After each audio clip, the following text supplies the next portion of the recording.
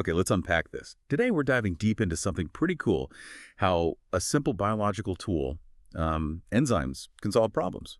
From dealing with really sticky pumpkin seeds in the garden all the way to making crystal clear cider, basically making things, maybe even tasty things, a whole lot easier.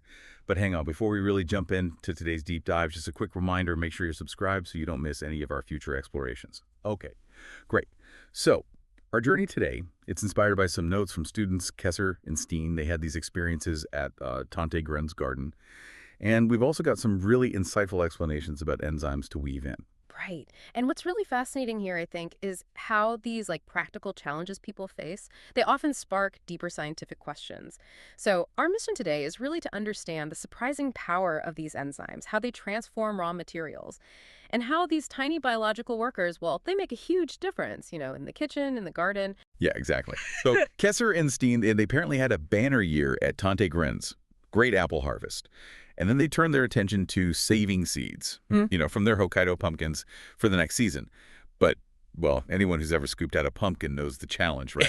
That pulp, it's just incredibly sticky. Oh, my. Gooey stuff. Oh, yeah, it's a mess. Totally. Much harder than, say, tomato seeds. Yeah. Kesser apparently just washes those or ferments them to clean them. I mean, I know I've struggled with that sticky pumpkin mess after Halloween myself. So it sounds like Kesser really stumbled onto something useful here. And that's exactly where he had this aha moment. He knew that cider makers, well, many of them use enzymes. They use them to break down fruit pulp, makes the whole process smoother. He even sort of playfully thought about using maybe his friend Steen's mom's laundry detergent, full of stain-fighting enzymes. Hey, well, it's not that far off, actually. That intuitive leap, as Professor Hendricks apparently confirmed later, was absolutely on the right track. Right, so that connection was key. Exactly. It's how practical needs lead you right to the science. So Professor Hendricks explained that in making cider, and wine too, specific enzymes called pectinases are, well, they're crucial.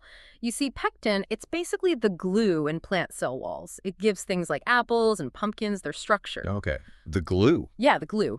And pectinases, they act like molecular keys or maybe tiny scissors. They unlock potential by breaking down this pectin.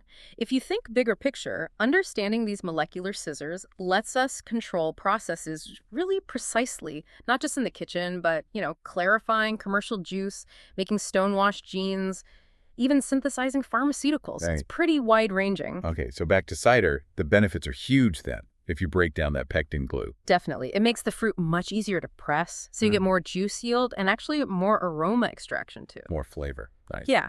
Plus, that's the unfermented juice. It becomes much clearer right from the start. And it's important to remember, right, that these pectinases, they're just breaking down the structure. They're not like yeast. Exactly. Totally different job from yeast. Yeast consumes the sugar for fermentation. Pectinases just clear the way, break down the structure. You're setting the stage for the yeast, really. Gotcha. Okay, so bringing it back to Kesser's pumpkin seeds. Right back to the pumpkin seeds.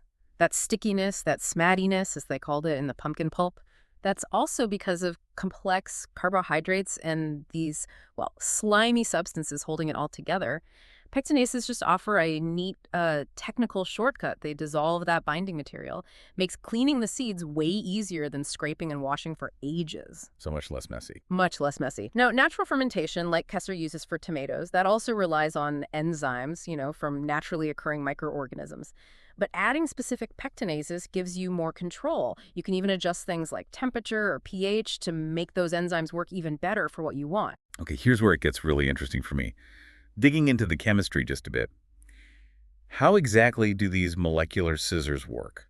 Well, pectin itself, it's a complex carbohydrate. Think of it like a long, tangled string made of specific sugar-like units, galacturonic acid units mainly.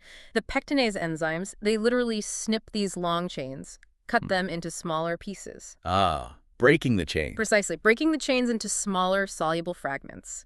So what was a solid structured network effectively turns into a liquid, releases the seeds, makes them easy to rinse off.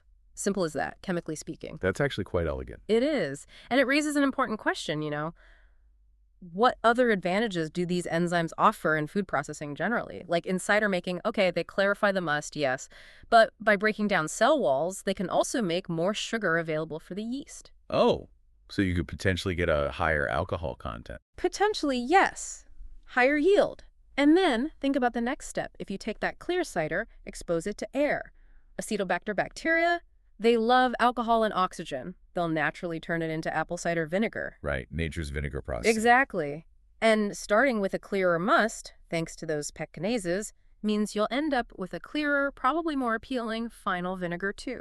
So what does this all mean then? We've kind of gone from a really practical problem in the garden, sticky pumpkin seeds, all the way to the intricate molecular world of enzymes. It really shows how powerful these tiny biological tools are. And how diverse their applications can be. They're constantly reshaping our world at a microscopic level, often without us even noticing. Yeah, it really makes you think. So consider this. How are these molecular scissors working all around us, maybe in surprising ways we haven't even thought of? What other everyday challenges, maybe big or small, might be solvable if we just took a closer look at the enzymes involved? It's a fascinating thought. It really is. It means there's always more to learn, doesn't it? And often the most elegant solutions, well, they're found at the smallest scales.